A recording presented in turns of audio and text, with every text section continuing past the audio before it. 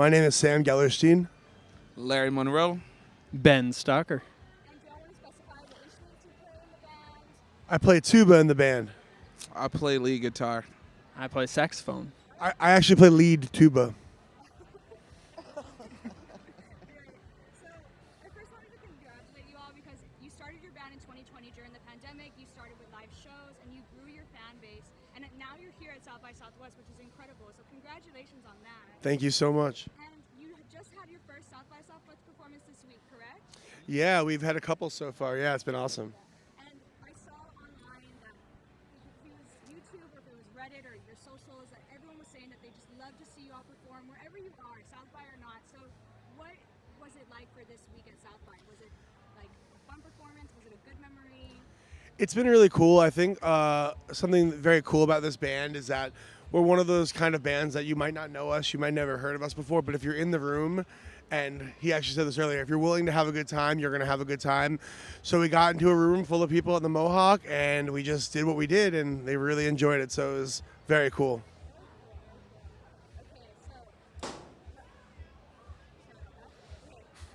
the name of your band, in your song Snack MF Time, you stated they call it Snack Time because they know we like to eat. So who came up with this name and how does this name identify the band? So back before COVID, I had an event called SNACKTIME, which was basically, it was highlighting a different chef and a different band that I would pick. So I would be a part of the band, but it wasn't the band SNACKTIME. So I would highlight different musicians and different chefs who needed a bigger platform.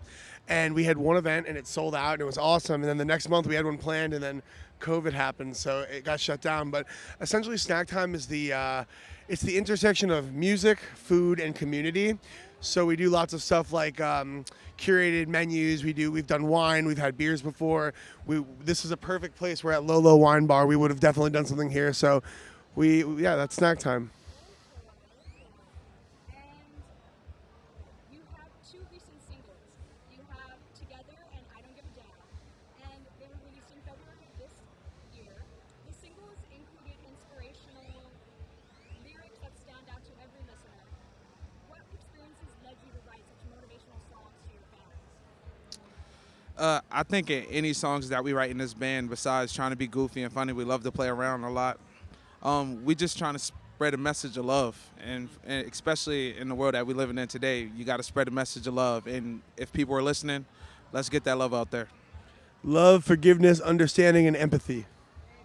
And I understand why I Don't Give a Damn is your #1 song on Spotify. It's one of my favorites from y'all. I love it. And my favorite lyric is probably where they say, it says, what goes around comes back around to the ones who start shit first. Yeah. Karma. What song or lyric or message that you put into the song is y'all's favorite and why? So actually, I Don't Give a Damn is a very special song to all of us. It's one that I wrote at first, and I have sometimes a little bit of interior drama going on in my brain. And at first, when I wrote the song, it was a very angry song about are we allowed to curse on this? It's about these motherfuckers, they don't know shit, I'm the best. But then as I've kind of been going through more therapy and sort of more soul searching, if you listen to the last verse of the song, after this whole kind of crazy bridge, it comes back out that you realize that love is the only way. And instead of bogging your whole thoughts down with I don't care about this person who thinks I'm not this, you just can't give a damn about any of that. You have to only give a damn about the things that really matter, and that will get you through the tough times. There's a good story behind it. Yeah. And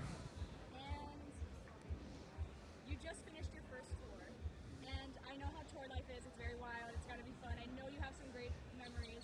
So, what venue or city was your favorite to play in, and do you plan on returning? So there's a couple that were awesome. We loved Detroit. Detroit was awesome. We loved DC. DC was awesome. But I have to give a special shout out to Texas because we're here. The fans were just cool, man.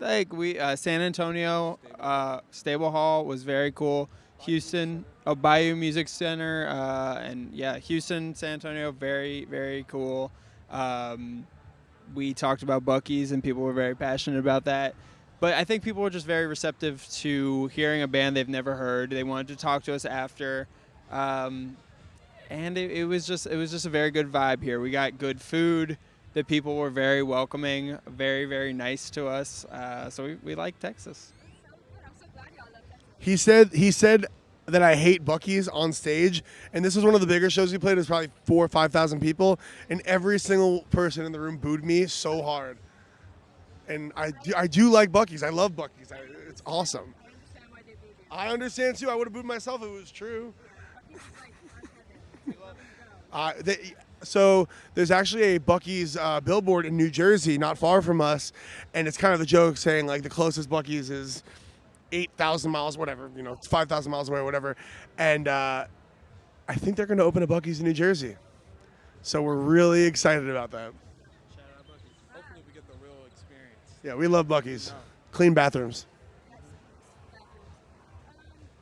So Gotta Get Funky is a very fast-paced song that can get people off their feet and move around to. How did you come up with these dance beats, and is it one of your favorites to play live? It's an awesome song. It's actually our first song that we ever wrote as a band, and it was actually essentially penned by our lead singer and alto saxophone player Yusef Ali, and he had COVID really bad, and we were he was only communicating to us through voice messages, and he goes, "Yo, I got this." And up to this point, we only really played covers. That's what we did in the street. We just play covers, and he goes like, "Gotta get funky," He's like, and that's literally the voice message, and we're like, "Cool," and then we used to have this gig where we'd play outside, so we literally just learned the song while playing a gig, and we just kind of grew it and grew it and grew it, and it sort of became a theme song of ours for a while, I think. Wow. I love the story behind Yeah, and that's why it's called "Gotta Get Funky" while you're taking a shit. You've covered Purple Rain by Prince and Tennessee Whiskey by Chris Stapleton, which both sounded incredible. Our viral TikTok moment. How have these artists shaped your artistry, and who would you like to cover in the future? Well, to me, like Prince, as a guitar player, personally, that's like a guitar player's whole world, and we respect everything Prince did musically. True musical genius in my eyes. So huge inspiration for any solo I get to play. I want to sound like Rogers Nelson. So, yeah. It's really cool because Larry joined the band later because we didn't have electricity for a long time. We didn't play on stages. No, seriously, we were just horns and drums. We didn't have electricity. We didn't have anything. So Larry started to join the band, and we used to do this cover of Purple Rain without guitar, which is just insane. But Larry played one of our first festivals with us without a rehearsal, and we got to Purple Rain, and he just absolutely blew the entire crowd away. And that was like the moment that we're like, this dude's in the band. But to answer your question regarding covering people, we've actually had a really good time being out with other bands. We were able to back up Voxtrot this week. We did a whole tour with Portugal the Man, supporting them, playing their music with them. So I think more so than covering them ourselves, we would love to be able to, while we're on tour, back more bands. And a big one for me is I would love to play with D'Angelo. That's definitely a big part of our musical DNA. We just saw Bootsy Collins over at the park, somewhere over there, with Zap. They were amazing, but Bootsy is a huge, huge inspiration for us. Just same thing we were saying earlier, spreading a message of love through funk, through dancing, through good vibes. Both what he does musically and the message it's huge, huge for us. And we want to play with the Baha Men. And the Baha Men. What future plans do you have, and what goals do you hope the band will achieve? We're coming to your city, and we're coming to make you dance and fall in love with us.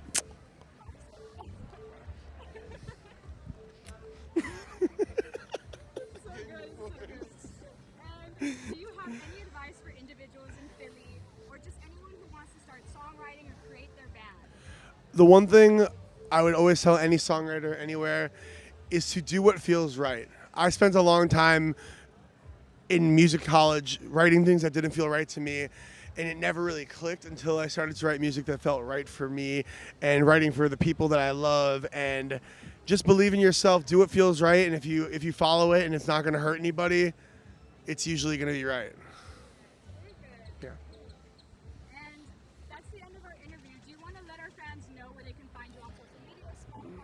Please follow us at SNACKTIME, SNACKTIME, on Instagram. In the link in our bio, you will see our link tree, which has all the rest of our social media.